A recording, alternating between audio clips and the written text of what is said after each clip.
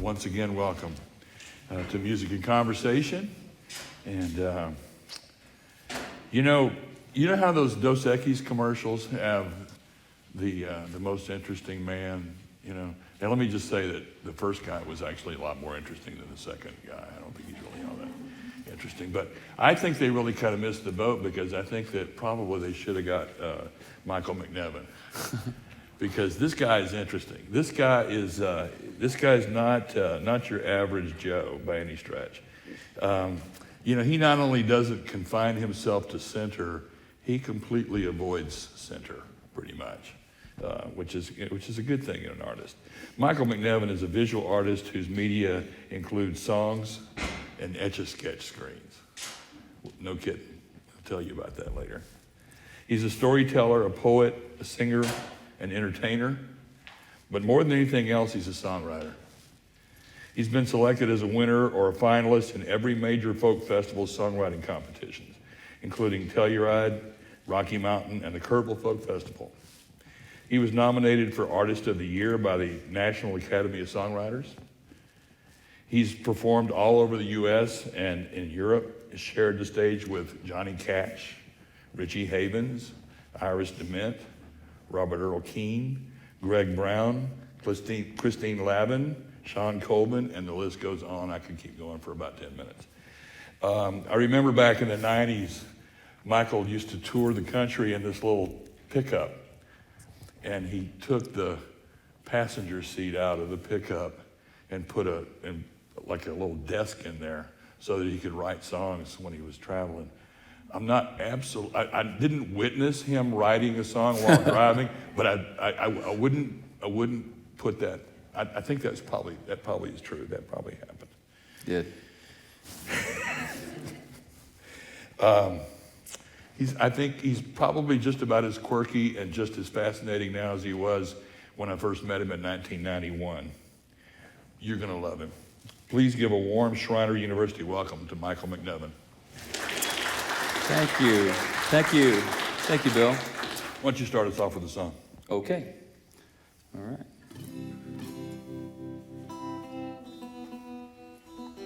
I live in Northern California. I live in a trailer. It's a nice trailer. It's under some avocado trees. This is about a guy who lives in a trailer. But it's not about me. It's a different guy. He lives in Barstow, and he just wants to trade up to what I got.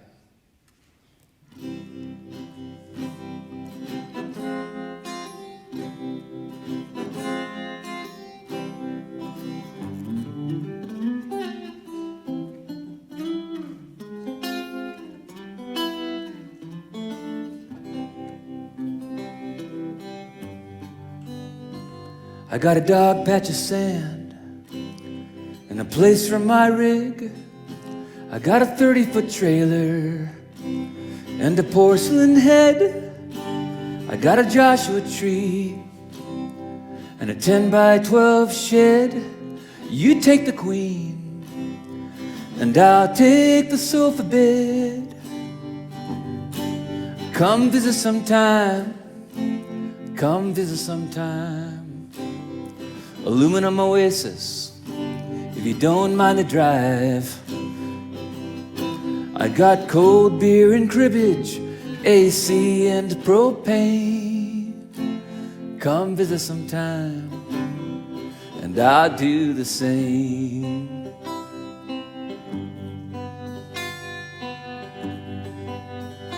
You can fry an egg on 15. It's a money mirage.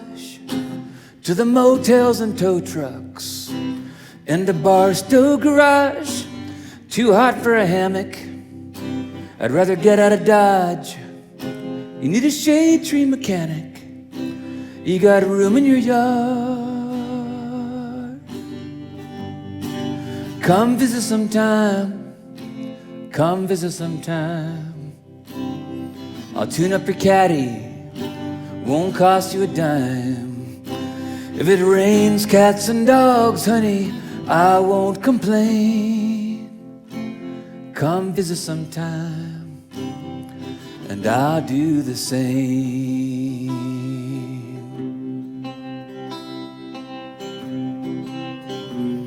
Dear big avocado trees grow low-hanging fruit. Do they shade the hot side of the house? Lucky you. Could an old Spartan trailer sit under 'em too? Would it bother the neighbors? Are there jobs I could do? Does your faucet pour water from the Hetchy Dam? Could the grass there be greener? Picture this if you can. With your rose-colored glasses, oh dear Polly Ann. Could you see yourself loving Yosemite Sam?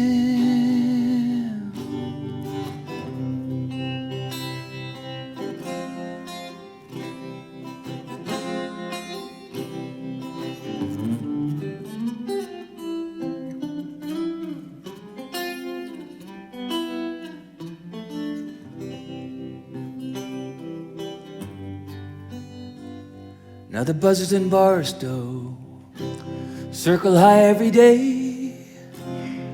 This ain't no bird bath, it's a game of decay. 120 degrees in the shade. Nobody would miss me if I headed your way. Or come visit sometime. Come visit sometime. J. Paul Getty built beauties, and this one's all mine. I got cold beer and cribbage, AC and propane. Come visit sometime, and I'll do the same. Come visit sometime, and I'll do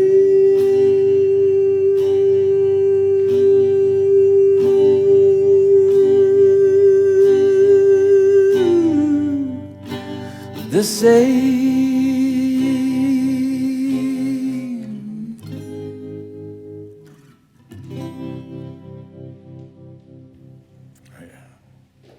Very nice. Thank you. Very nice. Well, okay, let's get the vitals out of the way.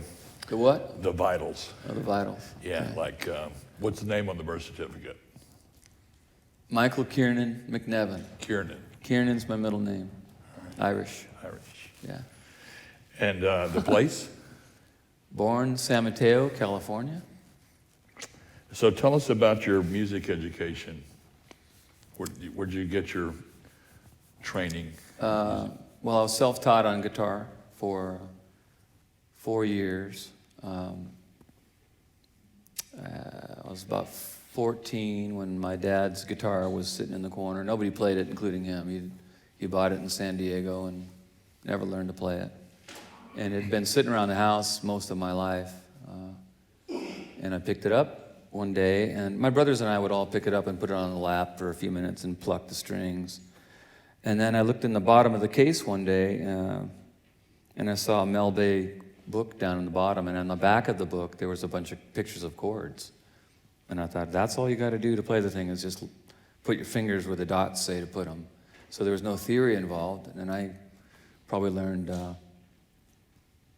learned the first 10 chords probably in a month or two, and then kept playing, and then teaching myself songs, learning from some friends who knew some rock and roll licks. And by the time I was 16, I bought my first electric, and I had taken 2 months of lessons from a jazz guy, and just kept going on from there and got into a rock band.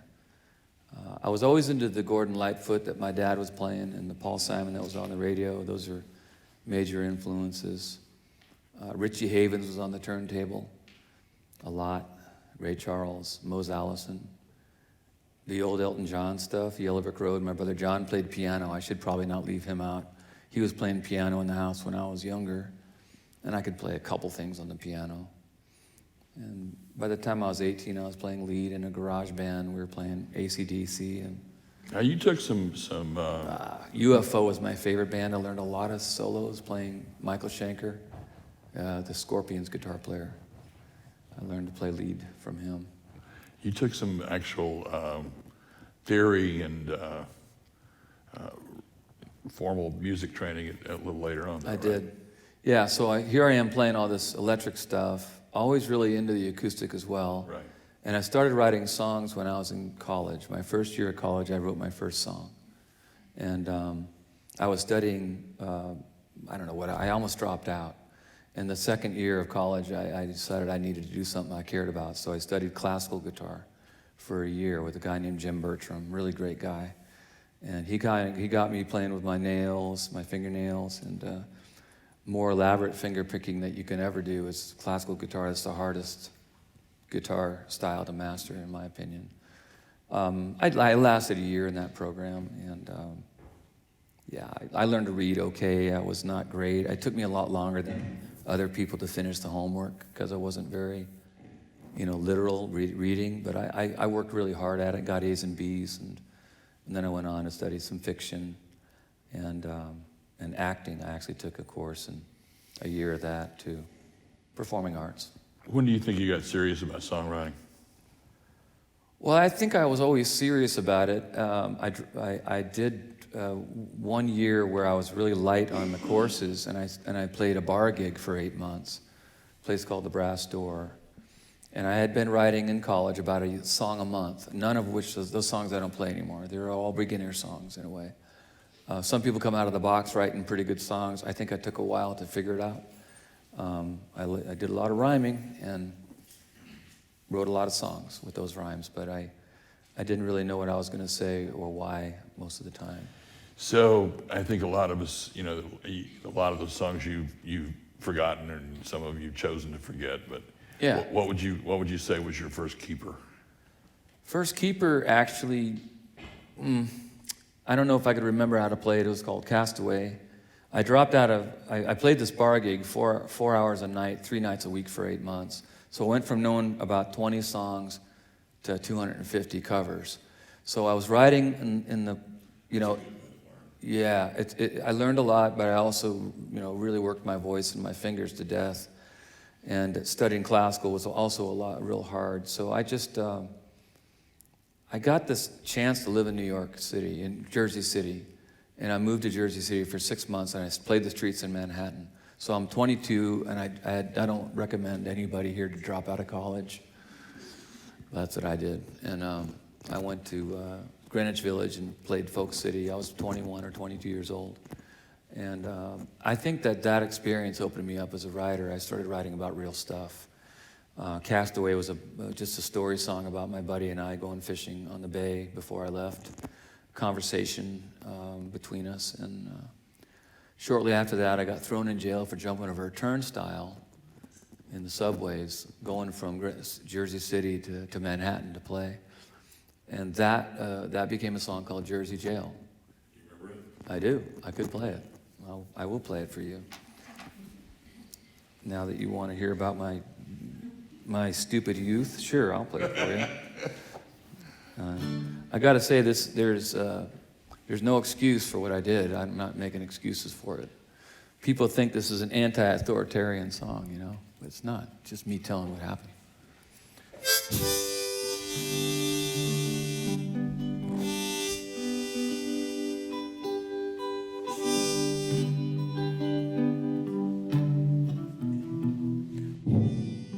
Oh, this might get.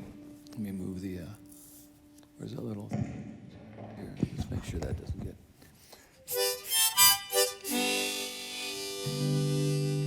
This is called Jersey Jail.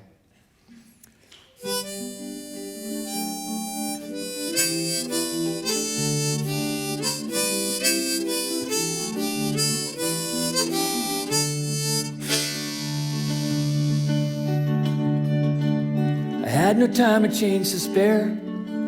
The train was pushing that tunnel air.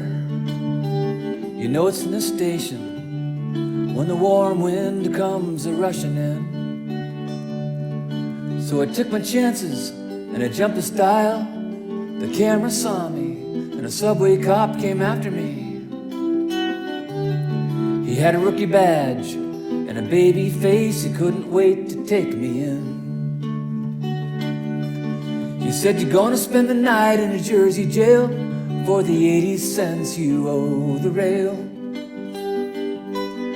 Well, he cracked a smile and he cuffed my hands and he led me into a paddy van.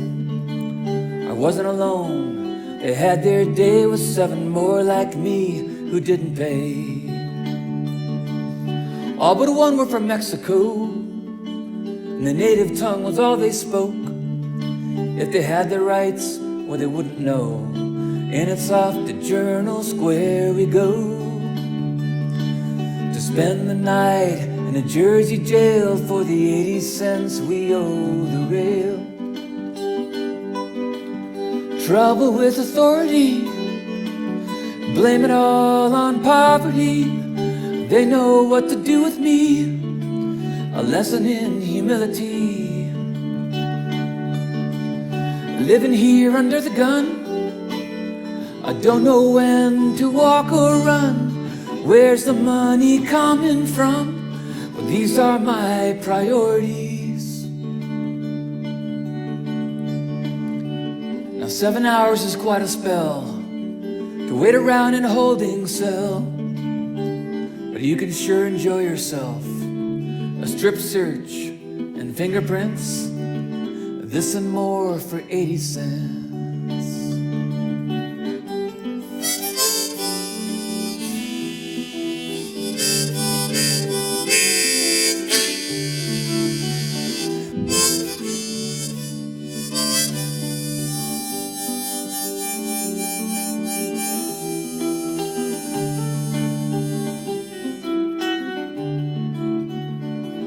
So this happened to me a long time ago. This is a pretty old song.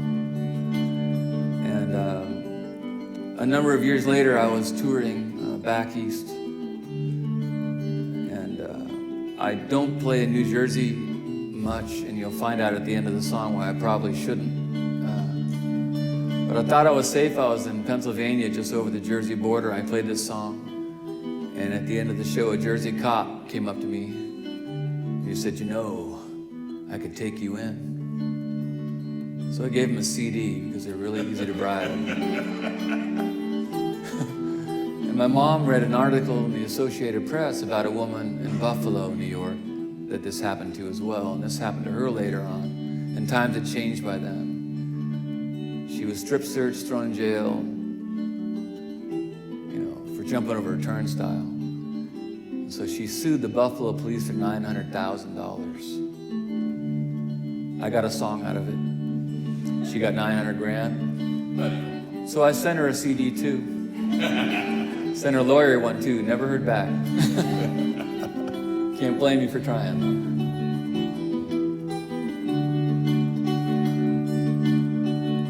That night I slept in an issue blanket with my stomach empty and a wooden mattress. Bars around me, right or wrong. 4 a.m. time to move along. And at court the next day they fined me 60. They sent me on my way, but I left New Jersey, haven't paid it yet, and I never will. I paid enough for the overkill when I spent the night in a Jersey jail for the 80 cents I owe the rail.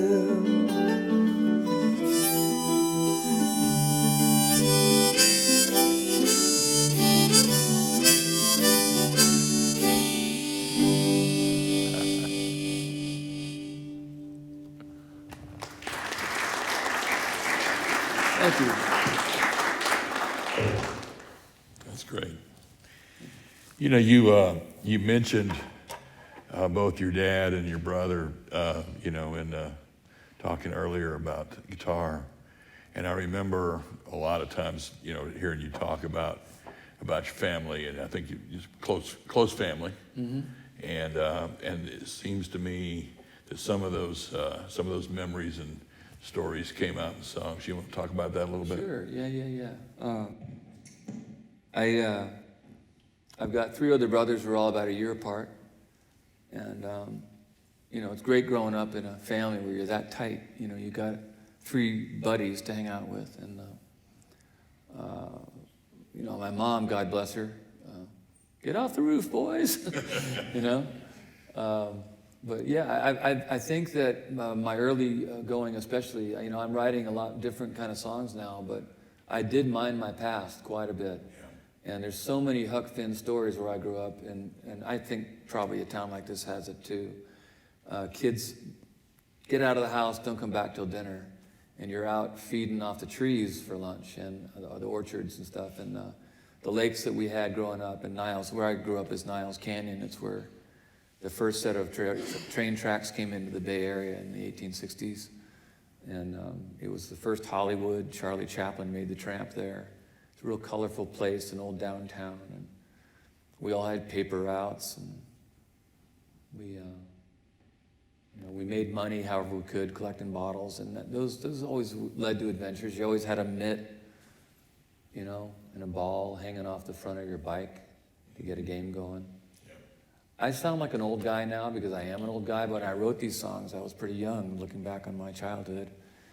And you guys, I don't know if you're all, writing or creative writers, or maybe you're musicians, but, you're all living the stuff you're going to write about later. That's what you're doing. A lot of good material there. Why don't you give us an example? Sure. I'm going to borrow your guitar. Sure. And see what kind of damage I can do.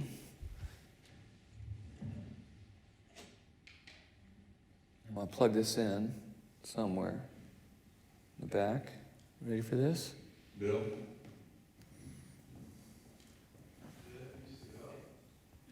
I'm going to go crackle, snap, pop. Here we go.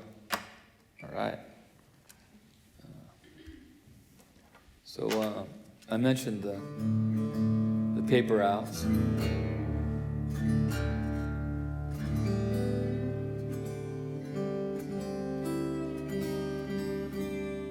Everything I had, paper outs, clothes, a lot of it was hand-me-downs from my brother, from all my brothers. My brother John, the oldest, started the paper outs, and Danny got one, and we all had a couple of paper outs to make some money.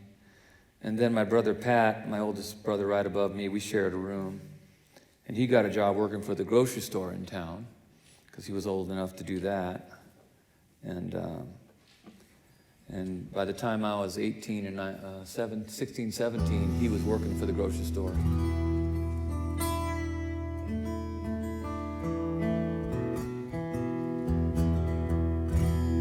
And he'd come home from work at night. He was managing the store at night when he was 19, 20. And I was still in high school. And I was trying to sleep, and he'd come in and he'd turn the light on. I'd roll over, cover my head with the pillows, and I couldn't tell him what to do. He could tell me what to do. And so he'd start to clip his toenails. And I'd wake up, and he'd start to talk to me about his day. It was like I was his spouse. He was coming home to tell me about his day.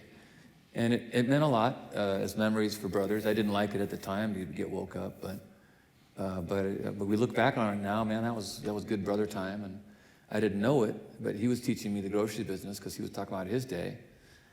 And when I got out of high school, I went to work for him. I was a bagger.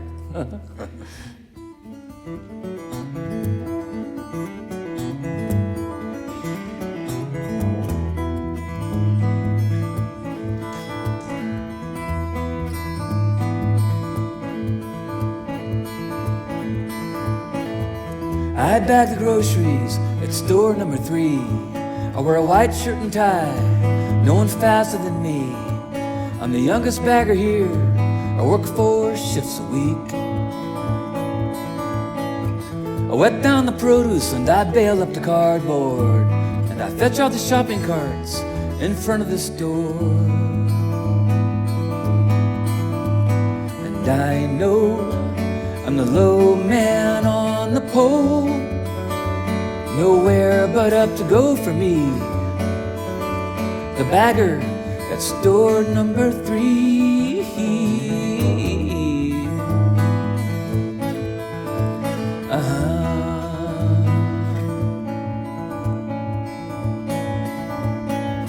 I play along where the trucker cracks a joke, to help pass the time for the kids and their folks.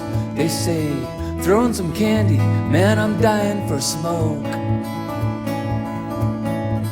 They read the gossip and the rags by the stands. They talk about the neighborhood, the heat and the gangs. And I count the bottles they trade in for change, but it stays the same. For the low man on the pole, every time I punch the clock I see the world from store number 3.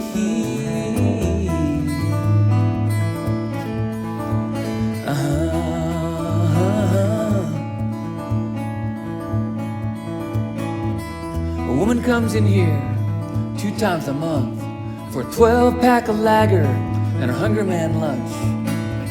I walk her outside, she leans on the cart, then she leans on my memory. She forgot where she parked.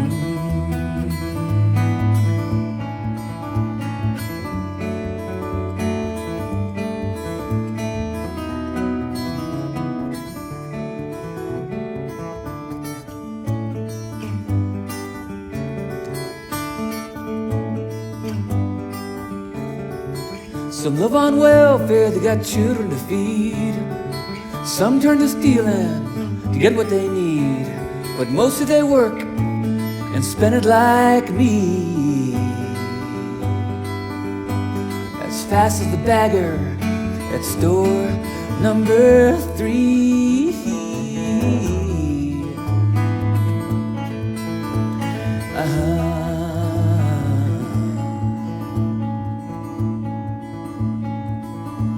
At night I start the sweeping and I straighten up the rows. At 10 I hear my brother say, come on, it's time to close. He got me in here, taught me everything I know. Like when to keep my mouth shut, or when to speak my mind, when to take a shortcut, or when to take my time. How to help people know it's okay to be in line. And how to give some credit to the low man on the pole. Nowhere but up to go for me. The bagger at store number 3.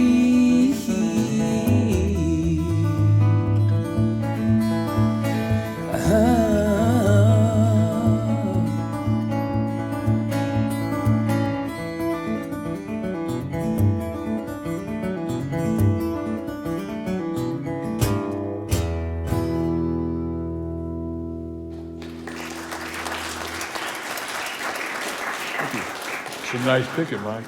Thank you. Okay, let's give the audience a chance. You guys does somebody have a question for Michael? What we want you to do is when you have a question, stand up and we'll pass the microphone to you. Hi, how many songs do you think you've written in your career? We were talking about that today at lunch because of our Bill's a songwriter too, and me and Bill go way back. And I think the older you get, maybe the more you love to write, but maybe the less you do. That sound about right? And so I probably wrote 30 or 40 songs through my college years, which is pretty prolific, about a song a month. And I probably did that for the next, 10 years. And then you end up getting, in a way, more creative, and you write this and you write that, and you end up with a shoebox, and you end up with another box of ideas and half songs. So I probably have 120 or 30 songs that I learned and wrote start to finish that I could play out, I can't remember them all now. And then I probably have another 150 half songs laying around waiting for me to go finish them. That's probably where I'm at with that. Yeah. Sound about right? Yeah. Mm-hmm. I would think that's probably true. One of the things that I have also observed, and you kind of alluded to this earlier about you over the years, is that you have this sort of unbridled enthusiasm for life, and you seem to find the joy and optimism in a lot of situations that others might might look at with fear and trepidation. And I'm remembering, and sometimes it comes out, I think, in your songs. And so I remember something about a trestle. Oh yeah, that's another one from the childhood days. Yeah. I can play that for you. Would you? Yeah. You want to tell the story? Sure. So I would say that I wrote a lot of fiction more recently, right? There's a little truth in all of the fiction, you know. Typically, you're writing about And a little yourself. fiction and all the truth, too. There you go. Yeah, fiction and all the truth. It's a blend. But I was really into writing my history when I first, because that's, if you know the story, you know how to tell it. You know all the details. You don't have to make anything up. And this is a true story. I actually wrote this song, and I'm going to be touring in Pennsylvania pretty soon. I'm going to be there next month again. And I think I was in Maryland at the time I wrote this. And in fact, our mutual friend, Tom Prasada Rao, I was hanging out with him quite a bit back there when I wrote it. I wrote it in the Panzer's upstairs living room, and I played it that night. And it's a song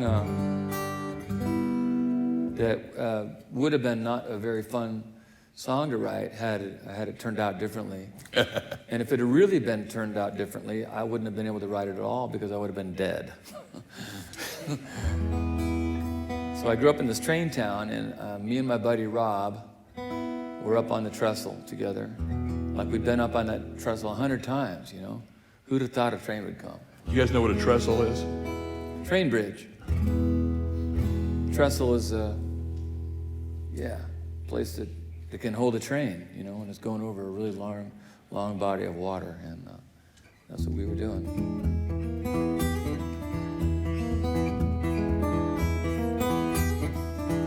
True story. Oh, I gotta say, so I started this song, I wrote it from my buddy Rob's perspective, because he was the one who decided he would race the train when it got on the bridge. I was a year older than him, and I was faster than him. And he was the one who decided to race the train.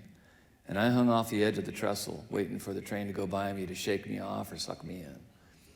But I had a good view of Rob running right down the middle of the railroad tracks with nothing but air between the railroad ties.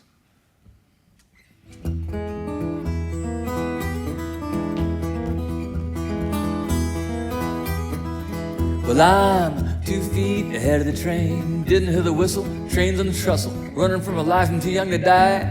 Caught in the middle, train's big and I'm little, and I'm 2 feet ahead of the train. Well, I'm 2 feet ahead of the train. One wrong step, being off a wreck. If she goes any faster, you're gonna get me with a cow catcher. I'm 2 feet ahead of the train. I'm a little worried, but I can't complain, cause I'm 2 feet ahead of the train. Think about that. You're not in front of it, where are you?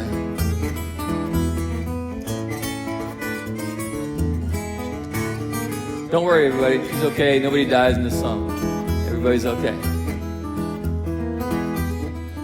Well, I'm 2 feet ahead of the train. She's breathing now back, it's as simple as that. I hear the clatter, you know she's looking at her, she's a locomotive. I'm a worm in the rain, and I'm 2 feet ahead of the train.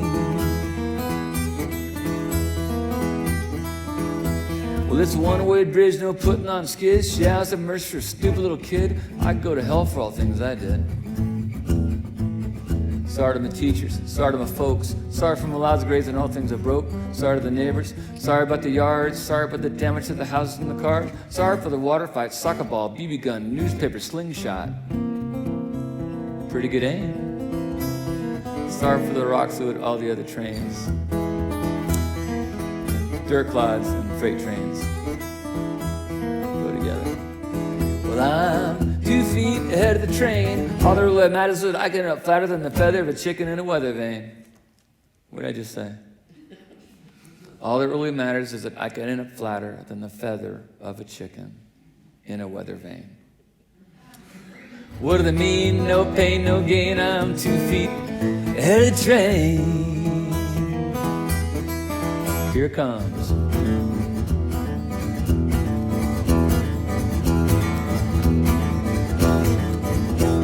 Now if I can make it off, I'll tumble on a carpet or never take my life again. Never live as old my Thomas Hammond to me on a platter, happy with a trough.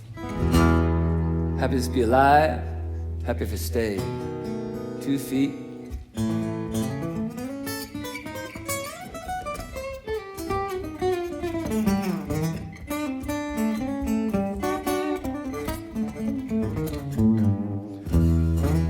Ahead of the train.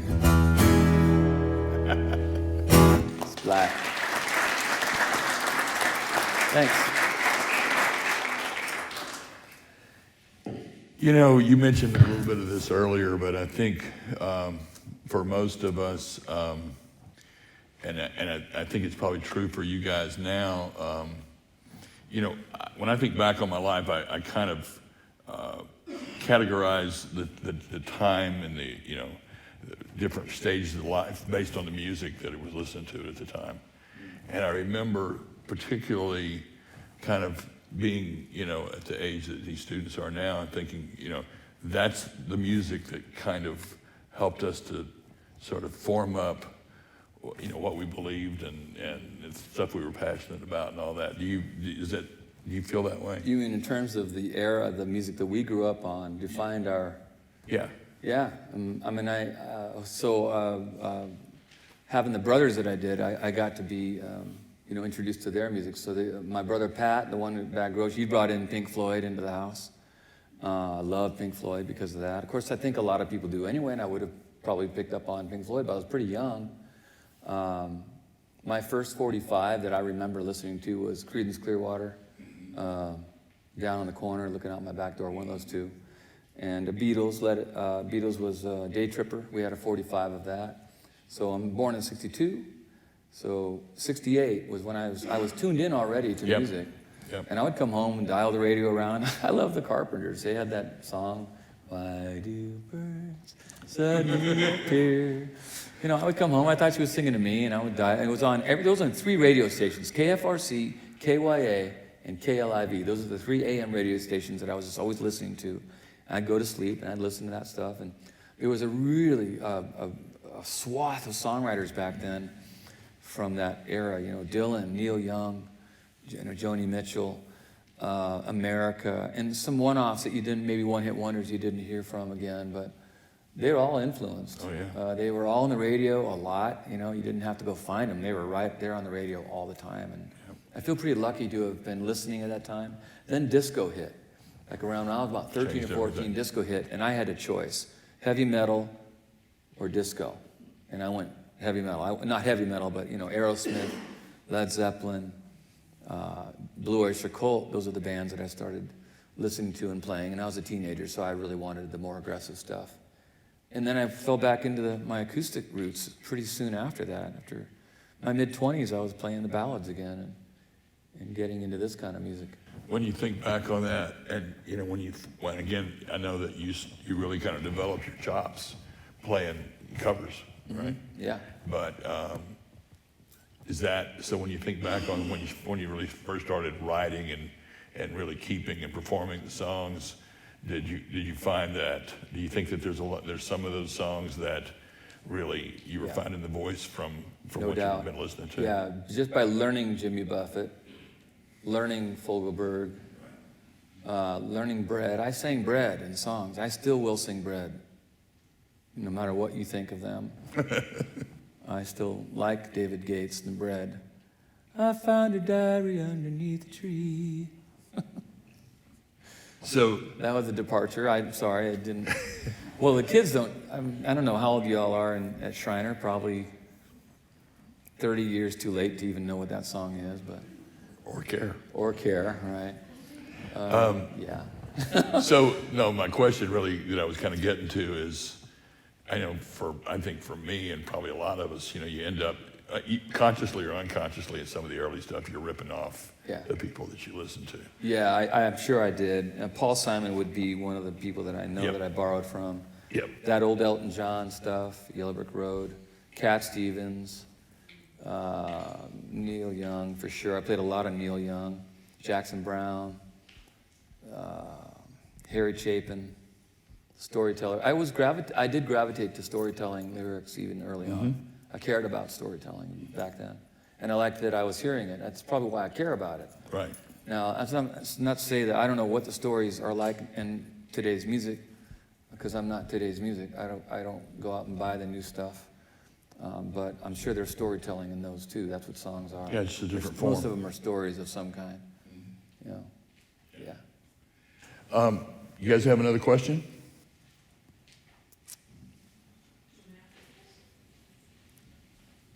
Can you tell us about Scarecrow? Sure. It's a song I wrote called Scarecrow. It's about a 10-year-old song now.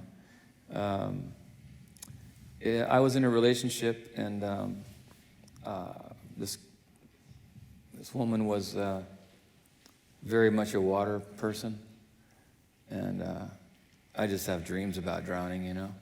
So I was the scarecrow. If you want to go into the metaphor of that, I'm the scarecrow in that song, and she's the seabird.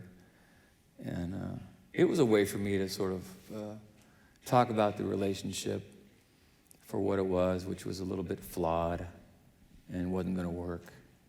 And for me to sort of come to terms with the differences between us and how we lived and what we wanted in life, you know. Is that an intro to? Yeah, I think it was. Okay. If you guys just ask for the song, I can do that too without having to explain it. All right.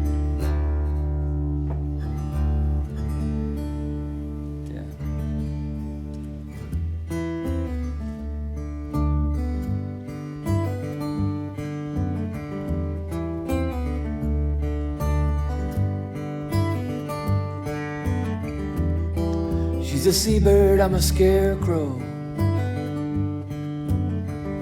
She came to rest upon my elbow. She flies fast, I watch the corn grow. Will she come back? Well, damned if I know. Damned if I know.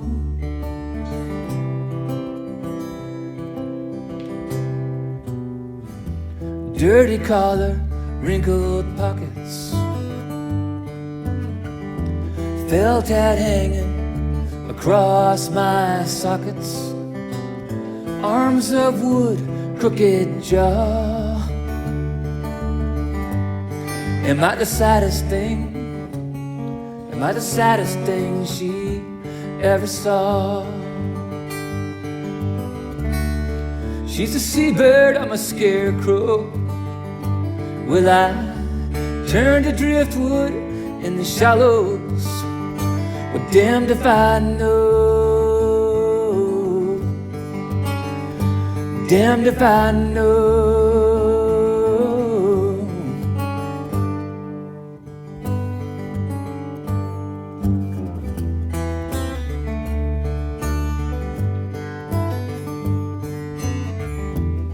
Could I go beyond the barbed wire? If I could walk, I'd run like wildfire. To the beaches, to the boats, where she dives and where she floats. That song, big blue water to a scarecrow. Will I turn to driftwood in the shallows? Well, damned if I know. Damned if I know. Damned if I know.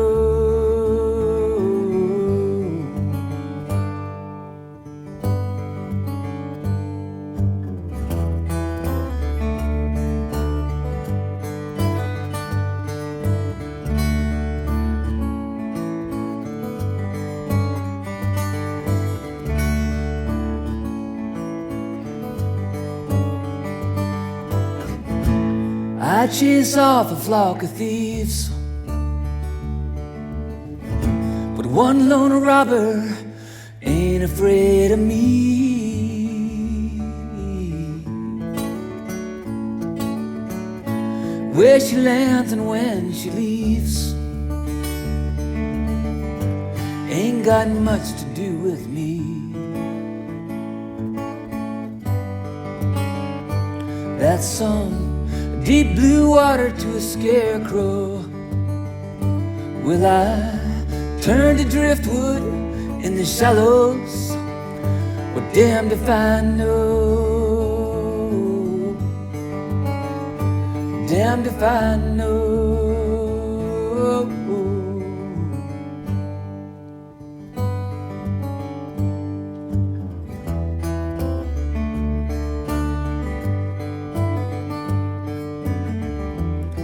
She's a seabird, I'm a scarecrow.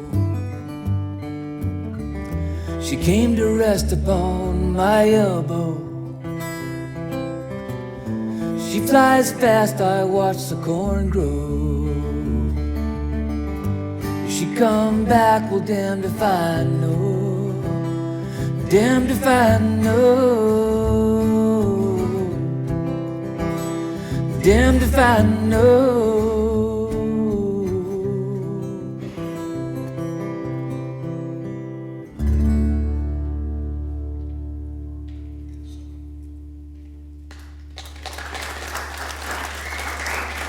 Thank you.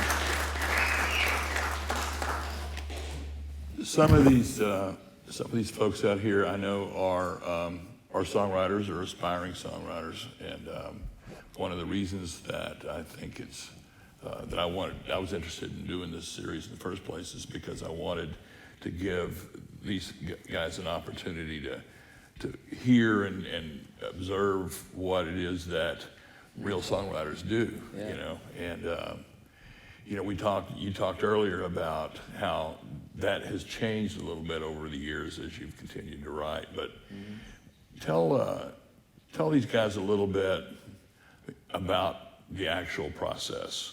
Okay. For me, you know. So I can tell you when I first started, I was really driven by the guitar music, and then I'd hum into it, you know, hum over it, and just kind of try to conjure up words, you know. Get a line or two that sounded like it made sense and felt good, and I'd build on that. I do a lot less of that now. I usually start with an idea. It can be really random on the page, and it might be halfway down the page. I sometimes deliberately write what I'm thinking in the middle of the page on the right, because I don't think it's always going to be the title or the focus of the whole lyric. And then I just play with the lyric until I think I've got it fleshed out as content, not as stuff that rhymes. I mean, I'm looking for those rhymey lines, but I'm trying to find the details that make the story compelling, and that say the things that maybe I wouldn't have said if I was trying to rhyme too hard. You know, sometimes you write you could write 4, 5, 10 pages worth of content out about a story or a thought, a thing that happened to you or situation, whatever. And you can come up with a lot of material that you don't think at first belongs in the song, but if it pulls at you and you like what you said, even if it's quirky, you can figure out ways to get quirky stuff in there and then have the details really make your story come alive. Then worry about the title, then worry about that you've written, what might be the refrain that ties it together. Then worry about the chorus. After you've got all the guts and the meat on the bones, then I think you can name it, and then you can do that's sort of where I come at it. You know, I like to write the story and feel like I got something to say first before I start trying to stick it into the lyric box or the verse, chorus, verse, chorus. I break the rules all the time with that too. I break the rules all the time. That was one of my points I was going to make about your songwriting is you do break the rules a lot. Yeah. And so we talk about the rules, and what are the rules, right? There's a pop form, and it's basically the pop form is what you hear on the radio, whether you're listening to country music or you're listening to pop music or rock and roll music. I mean, and it's verse, chorus, bridge, chorus, out. Or maybe third verse, chorus, out. Right. Yeah. And if you're writing a country song, it's in that 3 to 3.5 minute thing, and so you probably aren't including a third verse. If you want there to be a solo, you're taking up. That's where your third verse would have gone. Right. You got to say things pretty quick. 3 minutes. Yeah. 3.5 most. That last song, Scarecrow, is probably over 4 minutes. Right. And I do follow, I like to fall into that pattern. It's comfortable for me, and I know it's comfortable for the listener to write a verse and a refrain and a verse, refrain, chorus, same thing.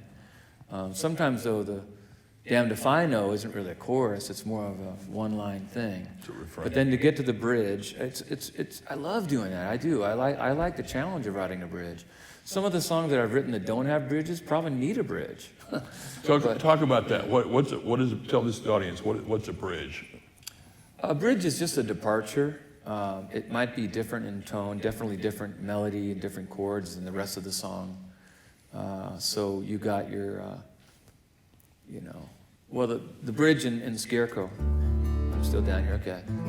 I chase off a flock of thieves, that part.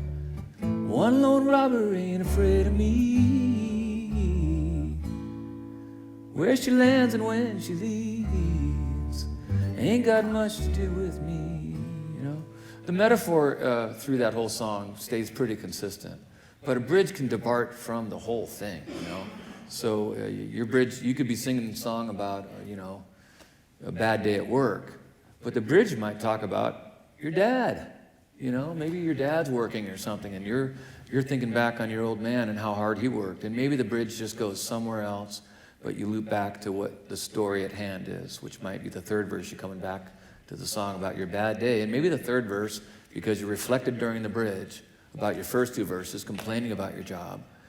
Maybe that's what happens. Is the third verse the bridge you talk about your old man working harder than you did, and getting you through life, or maybe your mom and. Or maybe, it's really where the thesis sentence is, Yeah.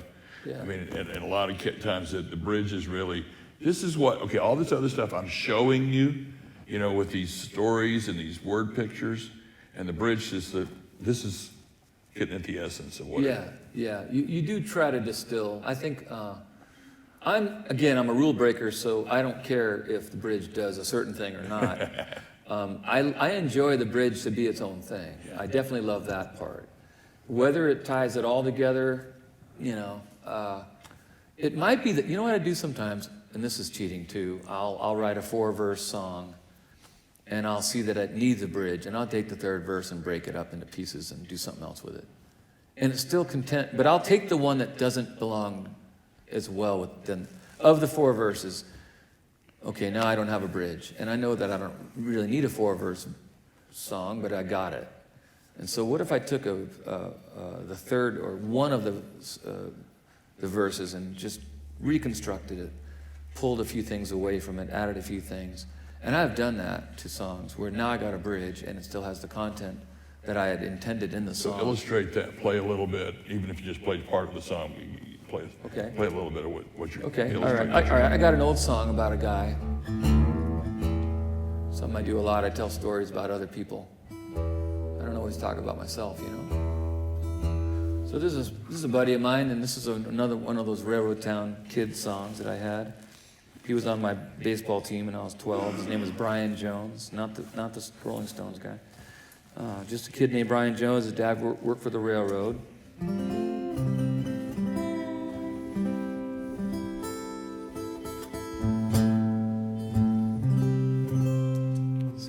So I'm not going to do the whole thing, but I'll play the first verse, get you started, and I'll play the bridge, and I'm going to tell you that the bridge was a verse. I just changed the music, okay?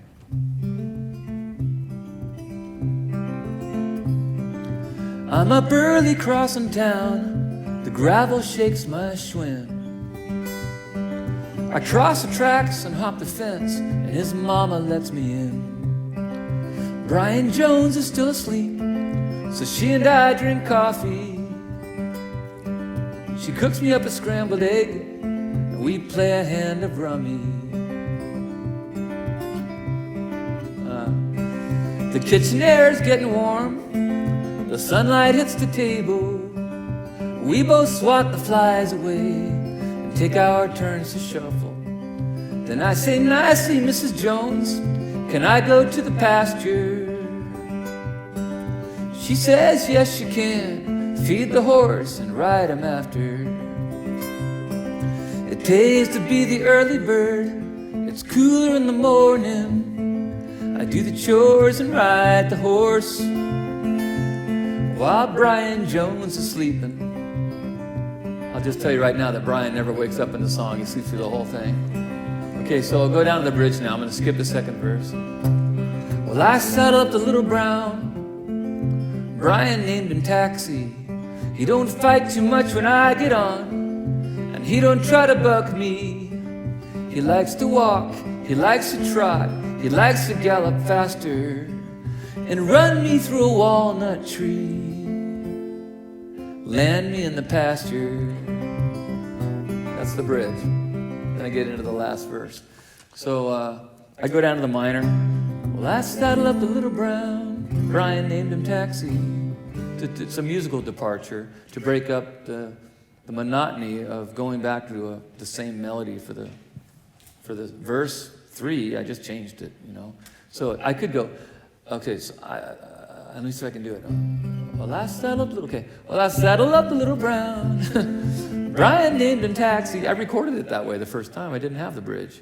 And I listened to it. It went out on a compilation out of Chicago. And then I listened to it and I thought, why did I sing this whole song without ever writing a bridge for it? And I just took the third verse and I just knocked the crap out of it and turned it into a bridge. Yep. That's my rule, knock the crap out of it. Yep. Do you feel like you chose to be a songwriter, or did it choose you? Is this a calling? Yeah, I think it is. I tried to do other things. I was bad at a lot of things.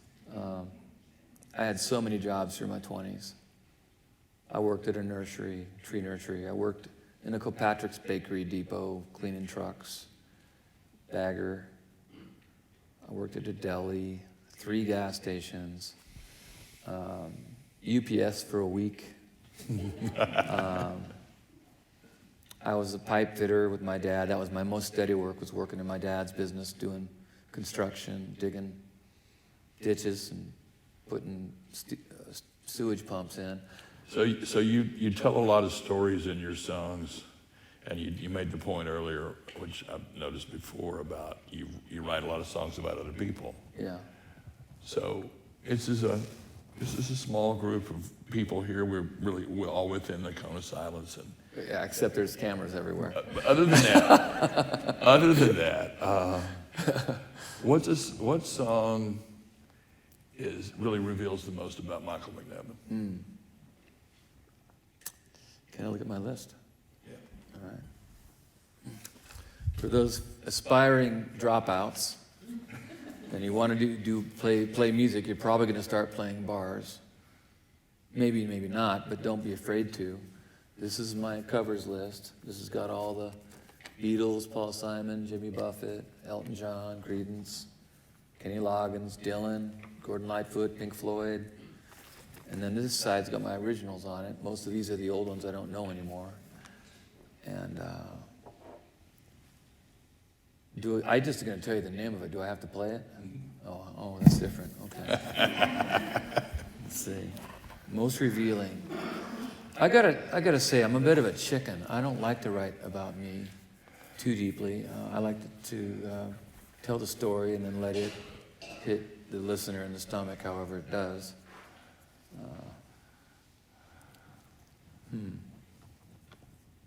Well, what's the question again? What song do you have that reveals the most Reveals about you? the most about me. You know, I think they all do, you know. It's a generic answer, but they do. Well, you have to choose one and play it. So. Man, I know. I can tell you that I am moved by certain songs that I've written because they are near and dear to me.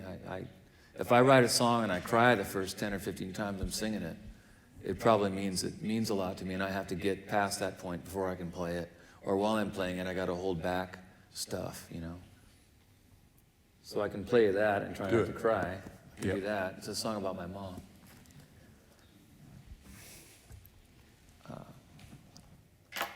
So my mother and both my mom and dad grew up in a mission district in San Francisco. It's in the projects. They moved from Connecticut and New Hampshire as kids and moved into the same building 1945.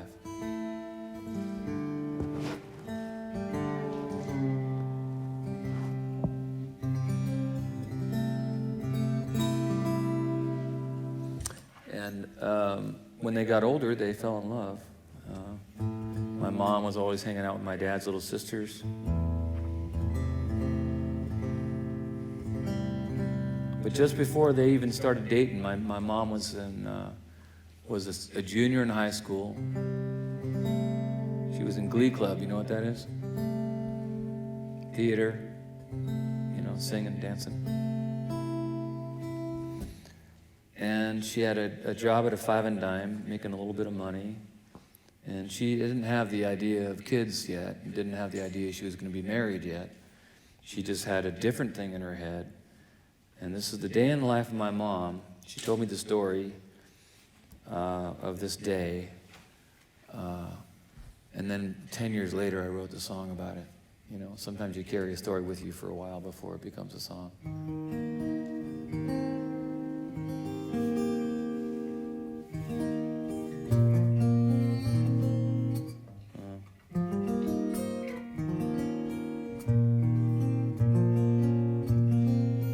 This is right? Okay. This is called Margaret, 1956.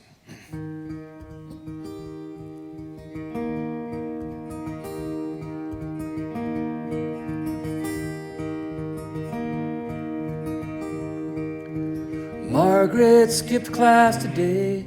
She did not go to Glee Club. Took a puddle jumper to L.A. to walk around in Hollywood. Standing tall on a corner, a cotton dress on and her hair back. Saddle shoes and bobby socks, a needle in a haystack. She's a ringer for Kate Hepburn. She could play her daughter. And if they drive past her all day long, maybe one of them will spot her. Margaret skipped class today. She did not go to Glee Club. Took a puddle jumper to L.A. to walk around in Hollywood.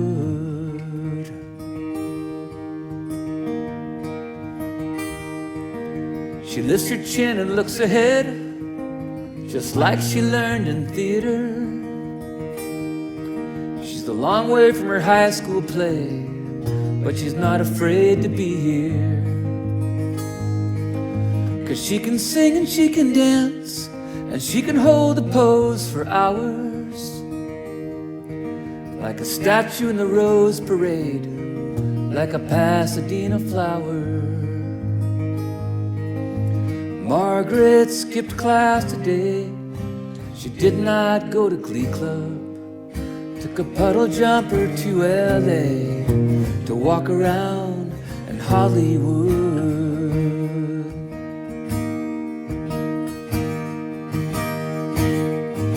Sometimes you do your best when you don't know the odds.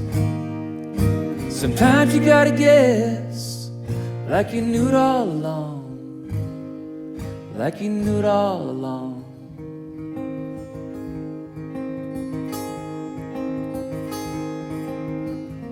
Afternoon, the sun is low, and time moves like molasses. She still imagines they may come and ask her what her name is. Margaret skipped class today. She did not go to Glee Club. Took a puddle jumper to L.A. to walk around in Hollywood.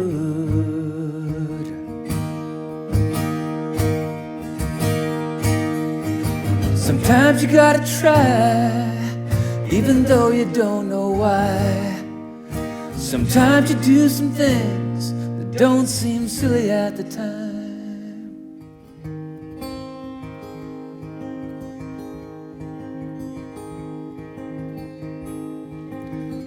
She caught her plane and she came home. Her folks were very worried. That was Margaret's last hurrah. She settled down and married. Mom, I love the way you watch the Rose Parade for hours. How after all these many years, you still love the floats and flowers.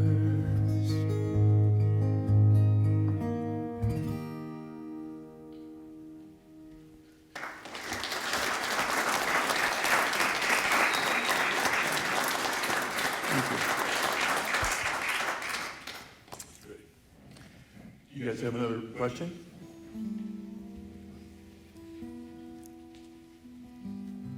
I notice you do a lot of drop tunings. I do. What is your favorite? What is my what? Your favorite My tuning? favorite drop tuning. Well, I wrote a few songs in open G. I can't say it's my favorite. And I wrote a couple or three in Dadgad. Can't say it's my favorite. But those are the most common open tunings. You sound like you're a guitarist, and you're messing around. And Joni Mitchell is to blame for all of that. I'm going back to here. For this one, it's the only song I play in this tuning. I just created the one tuning for this song. And I dropped the B string to an A, and I dropped the D string to a C. If you heard it as a natural tuning, it wouldn't sound very good if I just strummed it. But then you fish around, right, for chords that do sound good. I've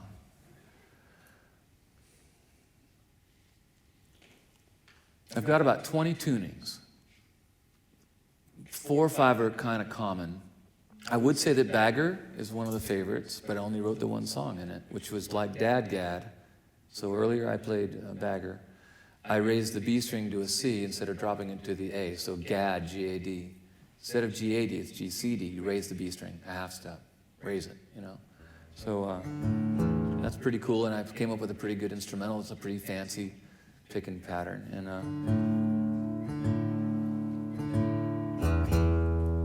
I've got another one that it's beautiful. It's called Dak. Or how long? I can go on and on about tunings.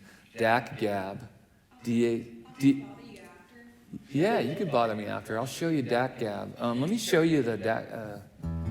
Should I? Once I go into this tuning, though, I'm in hell. I'm in tuning hell, and I have to come out of it again. Am I allowed to say that on TV?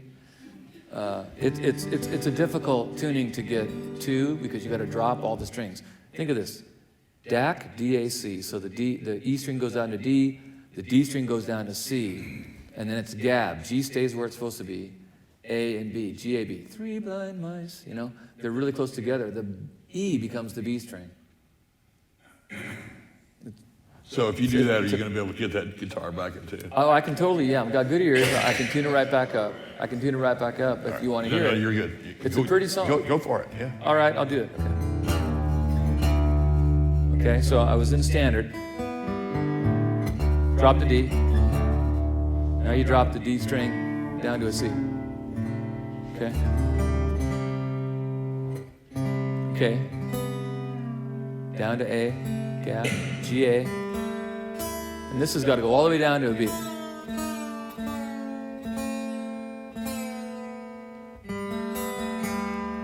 There are whole steps now. Musicians, raise your hand if there are musicians out there.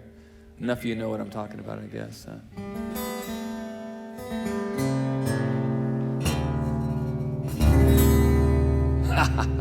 So one of the I feel like a tricks, mad scientist with that one. one of the tricks when we're sitting around in song circles at a festival is somebody will borrow your guitar and then they'll do that to it, right?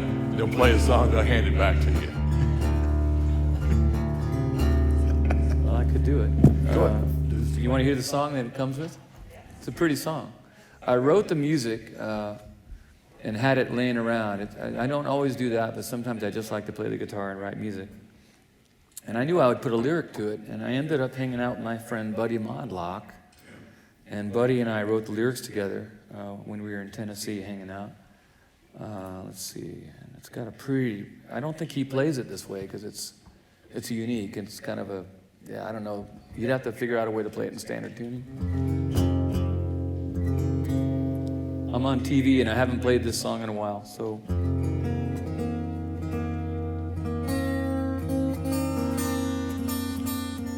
So I just like the disclaimer of it. This might go well, or it might not. Okay.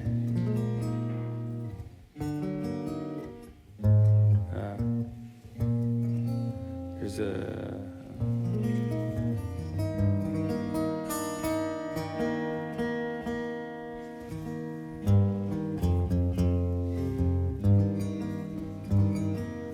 You guys had a big storm here last night?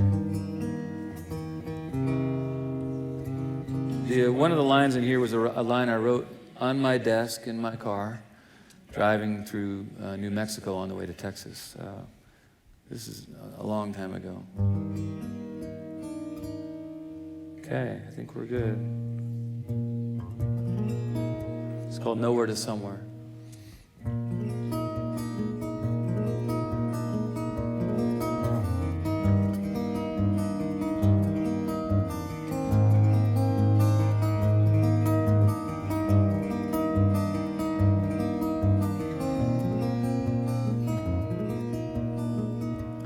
Good kind of tired in a rugged terrain. Mug of black coffee, sky full of rain. Old timers talking about 10 different ways of getting from nowhere to somewhere.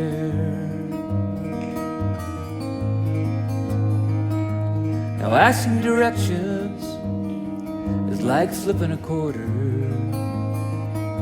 or hoping the waitress will bring what I ordered. Don't wanna go hungry when I cross the border, heading from nowhere to somewhere.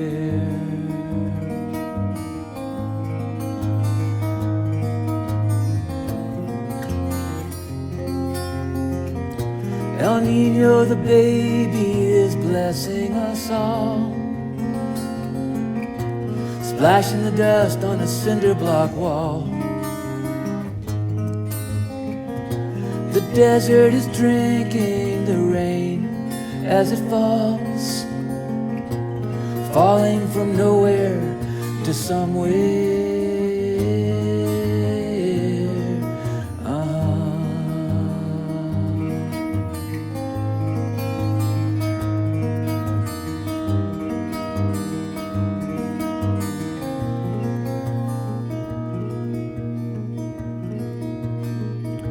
This runaway storm is a lot like we love. Sometimes too little, sometimes too much. Wild and wandering, but more than enough to get us from nowhere to somewhere.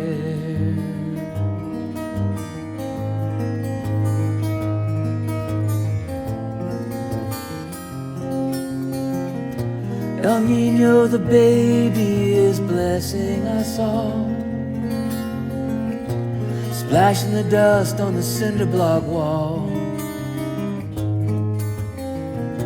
The desert is drinking the rain as it falls, falling from nowhere to somewhere.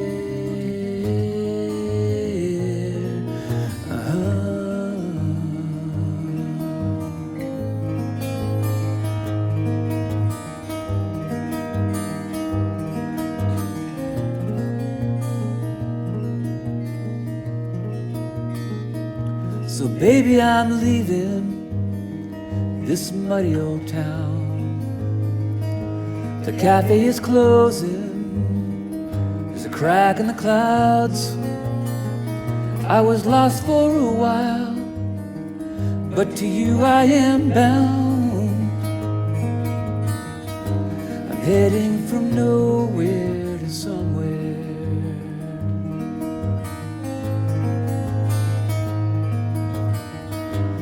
Heading from nowhere to somewhere.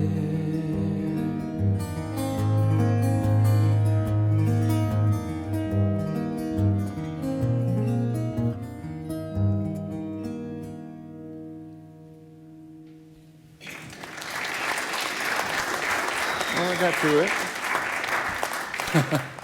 Now I got to tune it back up. While you're doing that,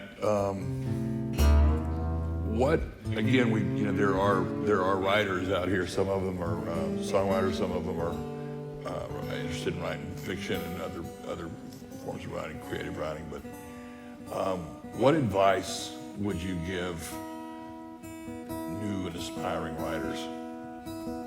Well, what I learned in my fiction course, which I only took one, I love the fiction course so much. I feel like it influenced my music. I feel like it maybe influenced, reading books, reading novelettes, reading short stories, especially short fiction, influenced my songwriting in a large way. I studied fiction in my 8th grade class with a guy named John Callio, who I'm still friends with. Great poet, and my 8th grade teacher many years ago had us reading Shirley Jackson and Ambrose Bierce, Occurrence at Owl Creek Bridge. And he made us listen to Beatle records while we were studying. He had LPs. He made us study Bruce Springsteen's lyrics and told us, that these aren't just people singing, they're actually doing something artistic with their words. And I said, okay, good. I wasn't playing yet. The next year I started picking the guitar up, and I studied with my college professor, Sarah McCauley, and she showed me how to write short fiction. One thing you do is you start in the middle a lot of times, and the lines have double meanings. You write in layers, so you can really thicken up the thing. The story always rides above. I always have a story that anybody could follow, or most times. I do write some esoteric stuff that doesn't make a lot of sense, but to me it makes sense. But most of the stories will have stuff underneath it too, little side stories if you dig in and listen. Metaphor and suspense, not giving it away. When I play a song in concert, I don't say this song's about, and then tell them all about the song before I play the song. I might tell something else and then lead into it. So I would say start in the middle is a good thing. Use dialogue. I remember I had to write a short story that was nothing but dialogue. That was the assignment. Tell the story through 2 characters' voices, and don't say anything about where they are or what they're doing. And then once the story's been told through the dialogue, you know what they were doing, where they are, what's happening. Show, don't tell. Dialogue is really, really great even if it's a little bit in a song, a little bit of dialogue just sort of puts you right there, and it's got to be real. It can't be flowery, poetic, rhymey stuff. It has to be colloquial, what you would say kind of language, And then it makes it real. The song becomes very real, and you want the characters to be true after that. So keeps you honest. Yeah. And don't be afraid to write about the weird stuff. I think it all has a place. Okay, last chance. Another question? Okay, this is like a bit of a 2-part question. I mean, it's just 2 questions, but I want to know, how do you write music? Like your process on writing music, not the lyrics, but the music itself. And then I also want to know what motivates you to write in general. Well, it's an interesting question, and I can start with the same way that I write nowadays, because I'm lyrically, and I love being a musician. I think I've honed my voice over time, and I've worked really hard at the guitar. But I really care about the lyric most, and if I hear another song that I like, it's not because I loved the melody or loved the guitar playing. They could be, just okay vocally and just okay musically. But if I love the lyric, I probably like the song a lot, and I want to hear it again. So my first answer to the question is, I usually write the lyric, and then that drives me to want to make the music happen for it. So I get going, at least half the ball is rolling lyrically, and I get excited. That's the motivation, is I got something I want to say. That motivates me to want to then give it some music that it deserves. Some of the stuff's complicated. I never want to write a song like I just played again. It was too hard to try to learn it. But I probably will. I'll force myself and drive myself to that place. It's such a pretty guitar part, and I got to write this really beautiful lyric with Buddy. And so it was worth all that work. But I'm okay with just, straight ahead song with basic guitar. I write in a standard all the time, and I have a kind of a Travis pick style. And so I guess the short answer is the lyric drives me to make the music. I do want to make the music as interesting to me as I can. I can't say that I'm a Mozart type of composer, so I do my best at just getting the level of music up to where it does help the lyric. And if the lyric and the melody are boring me, then I probably need to work harder on it, because I think it'll probably bore the audience too. And then it does justice to the lyric if you can do that. I want to thank all of you for coming out tonight, especially the students, and I'd like you to have a chance to thank our artist tonight, Michael McNevin. Thank you, Bill. Thanks, buddy. Would you close us out with a song? Okay. Let me play my electric. I got a lot of new ones. Get rid of this now. Okay, this is new. I wrote this in Michigan a couple of years ago. New to me is a couple of years old. Okay.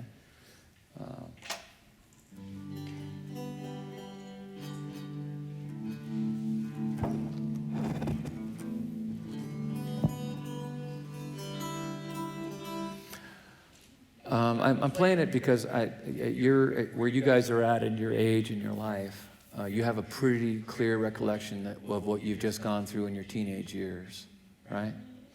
And this is a prompt. I write from prompts a lot, and the prompt just had a guy who's smoking a cigarette.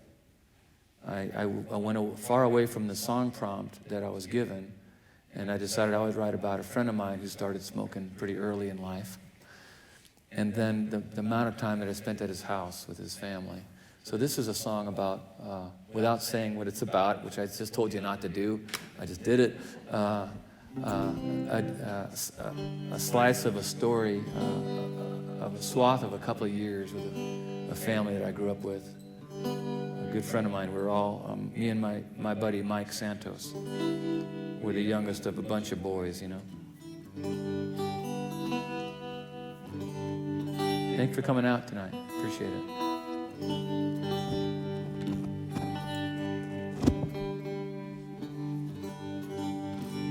All right. It's called Young Santos.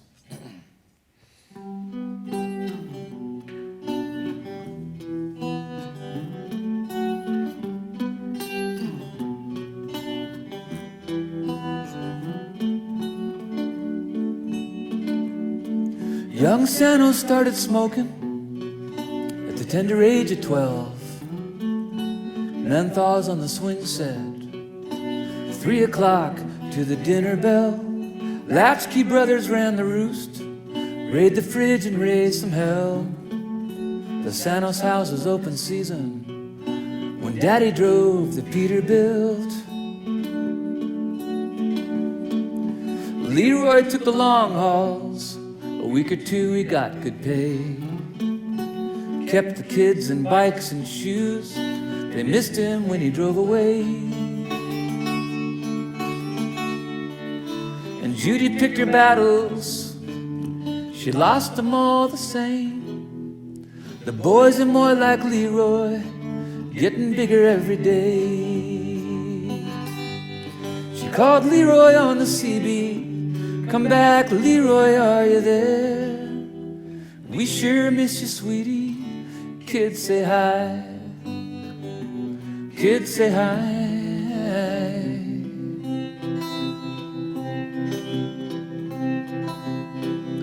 The oldest had a dime bag trade and $1 million smile. The middle one had a temper fit for any middle child. They both tenderized young Santos in the hallway to see if he would cry. Eventually he didn't. So eventually they didn't try. Mornings on the kitchen phone, her best friend made her laugh. She lost her in the canyon, never quite got over that. She called Leroy on the CB. Come back, Leroy, are you there? We sure miss you, sweetie. Kids say hi. Kids say hi. Kids say hi.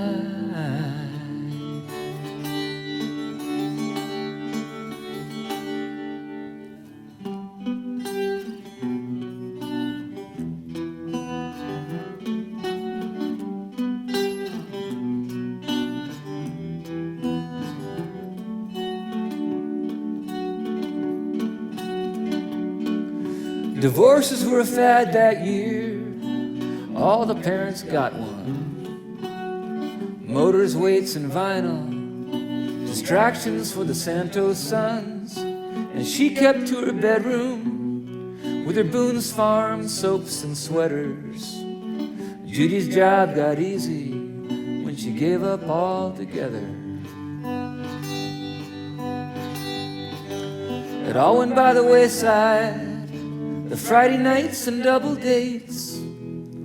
And Leroy kept her guessing somewhere on the interstate. She called Leroy on the CB. Come back, Leroy, are you there? We sure miss you, sweetie. Kids say hi. Kids say hi. Kids say hi.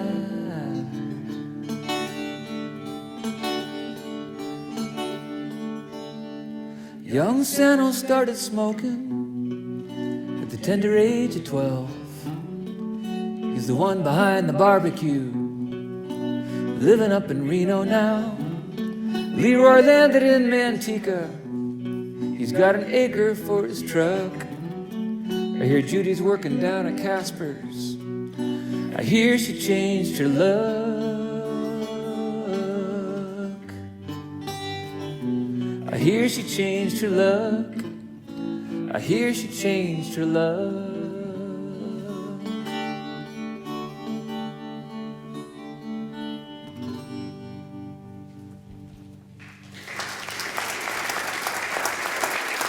Thanks, everybody. Thank you. Appreciate it.